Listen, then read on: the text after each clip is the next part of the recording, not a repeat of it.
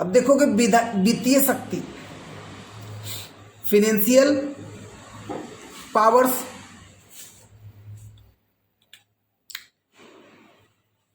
वित्तीय क्षेत्र में राष्ट्रपति को महत्वपूर्ण और व्यापक अधिकार प्राप्त है। और राष्ट्रपति को प्राप्त वित्तीय शक्तियां कौन कौन सी हैं, आइए फोकस करते हैं फाइनेंशियल पावर के अंतर्गत।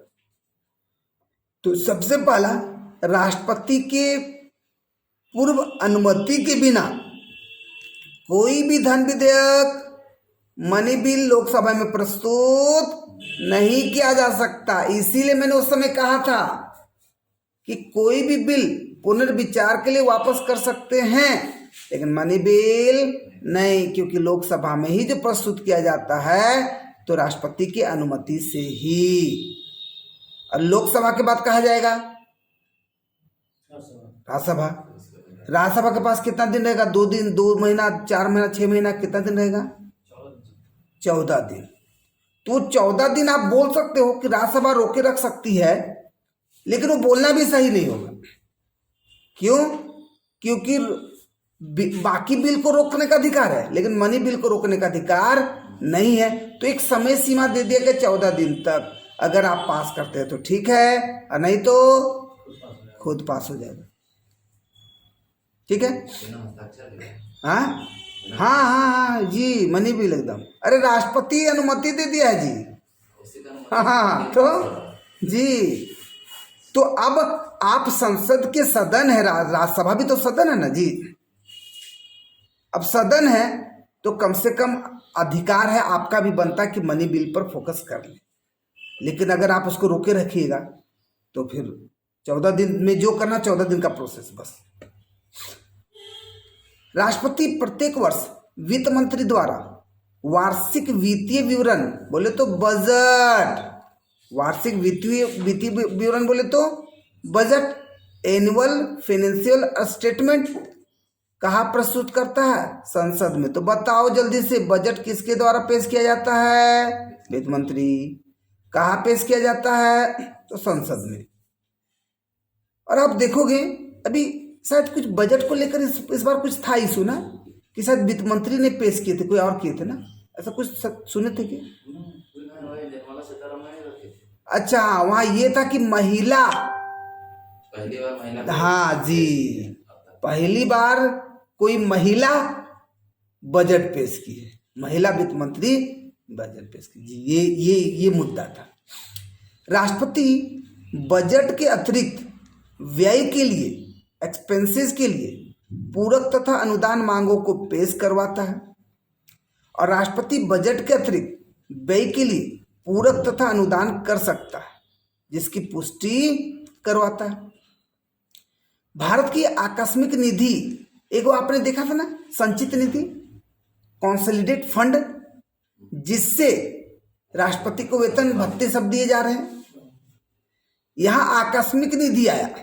आकस्मिक निधि को जो भी कहा जाए, ध्यान देंगे, आकस्मिक निधि पर राष्ट्रपति का संपूर्ण अधिकार होता है, संपूर्ण अधिकार होता है। और राष्ट्रपति संकट के समय आकस्मिक निधि में से अग्रिम धनराशि प्रदान कर सकता है। तो अब आपका सवाल यहाँ पर यही सब रहता है कि राष्ट्रपति के सैलरी या वेतन जो भी होता है किस निधि से दिए जाते हैं? तो संचित निधि, आकस्मिक निधि, बोथ निधि या नन ऑफ दिस, तो संचित निधि। लेकिन अगर किसी तरीके से खर्च की जरूरत पड़ी या संकट के समय, या दे अभी प्रेजेंट में कोरोना काल में बड़े पैमाने पर वित्तीय की जरूरत थी, तो कहां से फंड निकाले?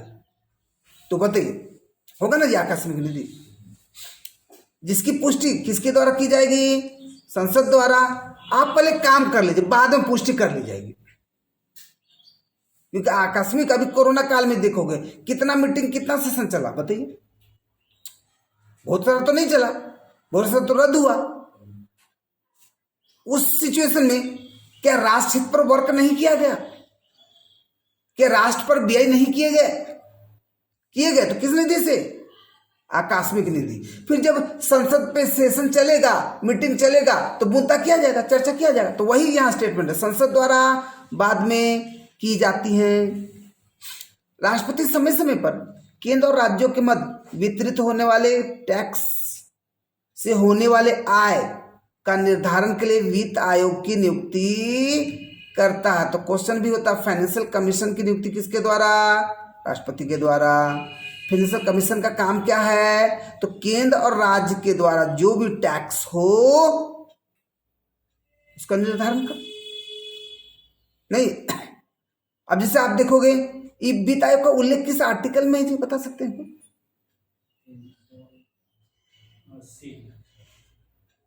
ना 380 नहीं है,